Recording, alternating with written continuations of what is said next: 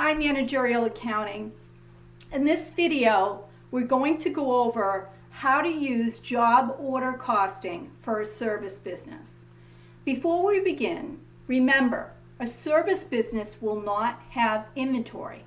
If it doesn't have inventory, it's not going to have raw materials, which will go to work in process, which go to finished goods. So we will not have inventory. But we will have other pieces. We will figure out overhead, the predetermined overhead, and we will figure out direct labor. Okay? All right, so let's look at the problem. The problem is Chance Realtors, a real estate consulting firm, specializes in advising companies on potential new plant sites. The company uses a job order costing system with a predetermined overhead allocation rate computed as a percentage of direct labor costs. Remember, I need that information in order to do the predetermined overhead rate. So it's computed as a percentage of direct labor costs. Write that down in your notes. All right, so now let's look at it. They have the information at the beginning of 2018. Manager partner Andrew Chance prepared the following budget for the year. They have direct labor hours, 13,750. They have direct labor costs. That's the total cost of direct labor, 2,200,000. They have office rent, 330. Support staff salaries, 1,200,000. Utilities. Those last three will be the overhead for this realtor.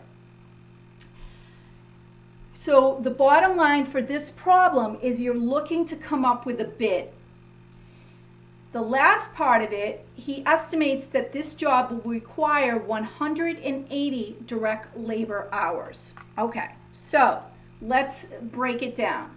First thing we're going to do is we're going to compute Chance Realtors' hourly direct labor cost and predetermined overhead allocation rate. All right, so the direct labor costs we will get by taking the direct labor costs and we will divide that by the direct labor hours. Okay, so now we're just going to input the numbers, 2,200,000. And we're going to divide that by 13,750, and that equals 160 per DL hour. So that's the hourly rate, is of 160.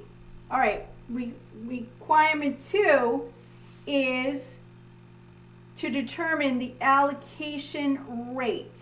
Okay.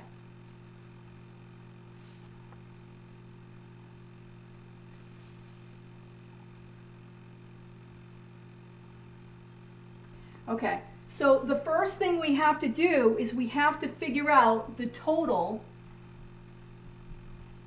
indirect costs. The total are the office rent, which is 330,000. Support staff salaries, 1,200,000. Remember, these are indirect costs. Utilities are 450,000. We total those, all those three, total 1,980,000. Okay, so our total estimated overhead costs, we're just going to put in there 1,980,000. Then we're going to divide it by the estimated allocation base, which is direct labor costs, which are 2,200,000 200,000. I divide that out and I get 0.90 initially. I convert that to 90%. 2 places to the right of the decimal. All right, so that's my answer to B. Okay, now let's look at requirement 2. It says compute the predicted cost of the Maynard manufacturing job. All right, so this we got to do some work. What we first have to do is figure out the total cost for direct labor. All right, so here's how we're going to do this. We're going to take the direct labor, the number of hours that this job is predicted to take. Direct labor hours. Okay, and that was predicted as 180. Then we're going to take our item that we figured here, which is 160. That's the rate per direct labor, and just multiply that out, and that gives us 28,800. That's the total cost of the direct labor.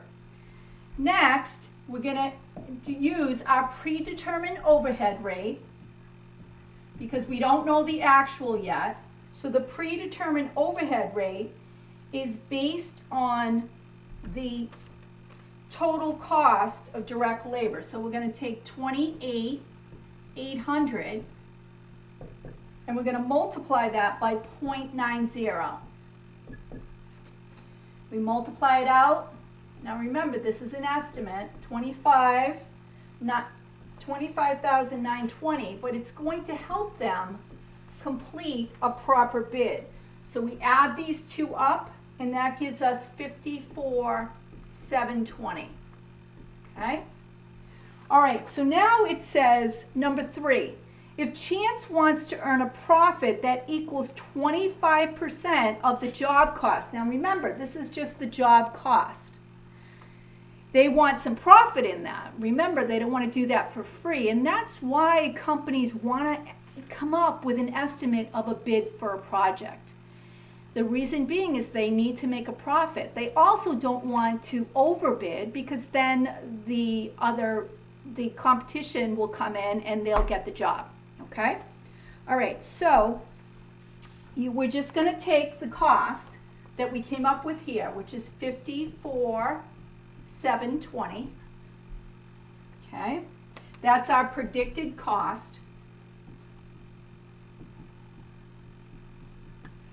And then we're going to multiply it by the desired profit. Take that number, multiply it by 25. I like a decimal, all right? But you can multiply it by 25%. And that is 68,400. Okay, so Andrew Chase should submit a bid of 68,400. Okay, and that's how you would use job order costing for a service business. Okay, all right, get in the lab, get that homework done.